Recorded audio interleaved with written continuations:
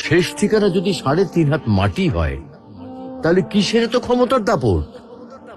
ভোর ৫টায় মৃত্যু, সকাল ৬টায় জানিয়ে দেওয়া হবে মাইকে, ৮টায় শেষ গোসল করানো হবে, ৯টায় তোমাকে নতুন কাপড়ে সাজানো হবে, জোহরের নামাজের পরে তোমার আলিশান বাড়ি থেকে বের করে নিয়ে যাওয়া হবে, ২টায় তোমার জানাজার নামাজ পড়ানো হবে, ২:৩০টায় তোমাকে কবরে নামিয়ে ফেলা হবে।